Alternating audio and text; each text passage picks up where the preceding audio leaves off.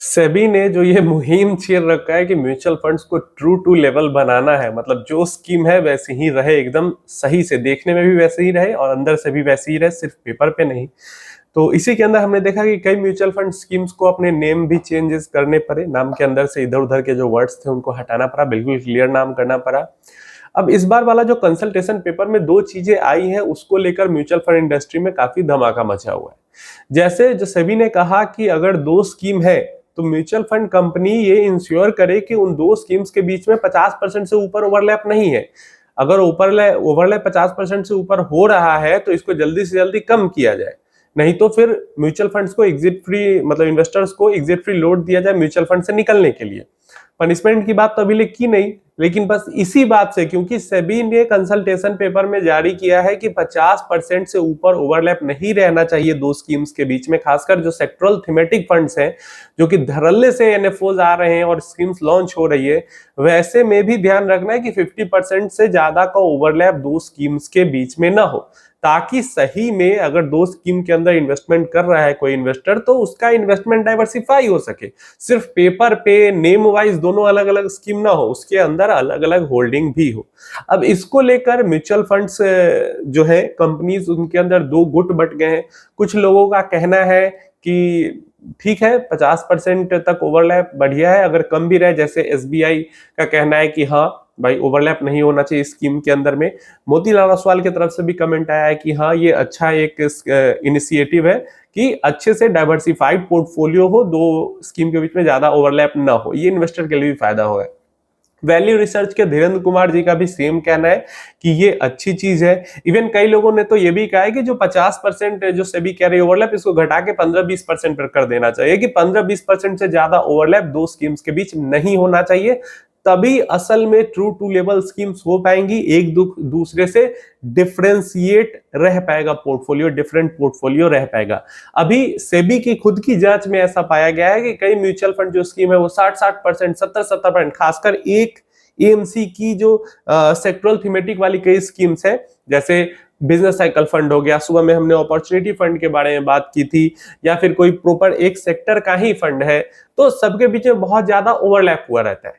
जैसे सुबह की वाली वीडियो में हमने बात की थी कि एक फ्लेक्सी कैप फंड पे ऐसा कोई रेस्ट्रिक्शन नहीं है कि वो जो बिजनेस साइकिल वाले अपनी स्ट्रेटजी बताते हैं, या अपॉर्चुनिटी वाले अपनी स्ट्रेटजी बताते हैं, या इनोवेशन वाले अपनी स्ट्रेटजी बताते हैं, ऐसा कोई फ्लेक्सी कैप रेस्ट्रिक्शन नहीं है कि ये सब स्ट्रेटजी ये फॉलो ना कर सके। लेकिन क्योंकि अलाउड है तो धड़ल्ले से ओवरलैप करवा करवा के लॉन्च किए जा रहे हैं फंड, म्यूचुअल फंड कंपनीज। तो यहाँ पे सेबी ने एक अच्छा कदम जरूर उठाया है कि पोर्टफोलियो ओवरलैप को कम रखने का, यहाँ पे सेबी कह रही है सारे एसेट मैनेजमेंट कंपनीज को। यहीं पे कुछ एसेट मैनेजमेंट कंपनी ये कह रही है कि नहीं, पोर्टफोलियो अगर 50% ही रखेंगे तो ये सही नहीं है, ऐसा कोई रूल नहीं होना चाहिए। कई सारी एमसीज उस खेमे में भी चली गई है। तो पहला तो ये चीज हो जाता है, यहाँ पे दो गुट बढ़ चुका है। एक जो यहाँ पे और जो था कंसल्टेशन पेपर की, एक ही कैटेगरी में अगर 5 साल से पुरानी स्कीम है और 50,000 करोड़ से ज्यादा एयूएम है तो सेम ही कैटेगरी में दूसरी स्कीम लॉन्च कर दी जाए। यहाँ पे सब लोग का राय जो है वो एक है, ना ही सिर्फ मतलब एएमसीज की तरफ से तो ज्यादा इसको लेकर बात नहीं आई है, लेकिन कई सारी जो वेबसाइट्स वगैरह है, इंडिपेंडेंट जो म्यूचुअल फंड्स के बारे में न्यूज वगैरह एनालिसिस वगैरह करते हैं या अपडेट्स वगैरह देते हैं, जैसे फ्री फिनकल हो गया, वैल्यू रिसर्च हो गया, इन सब का मानना है कि अगर ये नियम आ जाता है, जो कि 2017 में ऐसा नियम बनाया गया था कि एक कैटेगरी में एक ही स्कीम होगी, और अभी अगर ऐसा नियम आ जाता है कि एक कैटेगरी में एक से ज्यादा स्कीम हो जाएगी, तो फिर पुरानी जो स्कीम है वो एक अनाथ की तरह हो जाएगी, उसको देखने वाला कोई होगा नहीं, क्योंकि वहां पे इन्फ्लो भी स्टॉप कर दिया जाएगा। फंड मैनेजर, नॉर्मल सी बात है, कहने के लिए होगा कि ठीक है उतना ही फोकस उस पर होगा, लेकिन नॉर्मल सी बात यही है क्योंकि वहां पे कुछ नहीं हो रहा है, इसलिए फोकस भी वहां से हट जाएगा और फोकस नए वाली स्कीम पे शिफ्ट हो जाएगा। तो कहना इनका यही है कि पुरानी स्कीम ऐसे अनाथ की तरह हो जाएगी जिसपे ना फंड मैनेजर का फोकस होगा, न एएमसी का फोकस होगा, और न ही इन्वेस्टर का फोकस उस पे होगा, क्योंकि जैसे ही सेम कैटेगरी में नई स्कीम आएगी, इन्वेस्टर को भी समझ में आ जाएगा कि अब इस पर से फोकस हटेगा और इन्वेस्टर उसमें से पैसा निकाल के डालने लगेंगे नए वाले स्कीम के अंदर में। दूसरा, कुछ ही एएमसी के कुछ फंड्स हैं, जैसे इक्विटी हाइब्रिड कैटेगरी में आई थिंक 13 या 14 फंड्स हैं जो कि 50,000 करोड़ से ऊपर जिनका एयूएम है। तो जो ऑलरेडी पहले से बड़ी एएमसीज हैं, उन्हीं को ऑप्शन और मिल रहा है इस कदम से और ज्यादा बड़ा होने का। छोटी एएमसी के पास तो पहले से ही एसेट अंडर मैनेजमेंट कम है, तो अभी जो कुछ लोग बड़ा फंड छोड़ के छोटे फंड के पास जा रहे हैं, वो भी अब इस फंड को छोड़ के जो नया फंड सेम कैटेगरी में लॉन्च हो जाएगा उसके पास जाने लगेंगे। तो ये डेफिनेटली चिंता वाली बात है कि, और ये बात हमने भी उठाई थी जब ये कंसल्टेशन पेपर आया था कि एक ही कैटेगरी में दो स्कीम, एंड इवन जो हमने कहा था कि कंफ्यूजन भी होगा, उसको लेकर भी बातें चल रही है इंडस्ट्री के अंदर में। तो ये सब प्रॉब्लम हमने कंसल्टेशन पेपर आई थी उसी दिन बातें की थी, और अभी ये अपडेट्स इंडस्ट्री की तरफ से भी निकल के आ रहा है। पुरानी स्कीम के अंदर दिक्कत होगी, लोग पैसा निकाल के भागेंगे, एएमसी का उस पे से ध्यान हटेगा, ये भी दिक्कत है।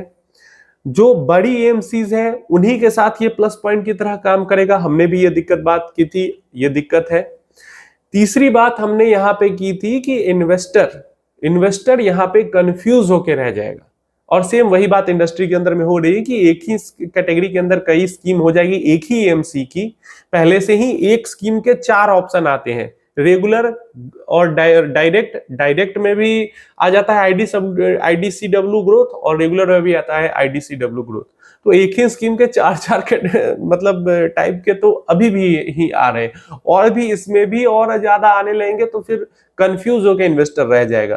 तो इन सब चीजों पे बात हो रही है, तो उम्मीद है ज्यादातर लोग इसी तरीके से सोच रहे हैं। तो इस कंसल्टेशन की पेपर के फेवर में वोट मुझे लगता है कम पड़ेंगे, जिसके अंदर से भी कह रही है कि छूट दे देते हैं 2 स्कीम लॉन्च करने का, लेकिन पहला जो 50% से कम ओवरलैप रखना है, इस कंसल्टेशन पेपर के फेवर में वोट ज्यादा पड़ेंगे।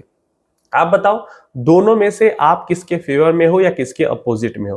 पहला 50% से कम ओवरलैप रखना है, ये रूल बना दिया जाए, मैं इसके फेवर में हूं।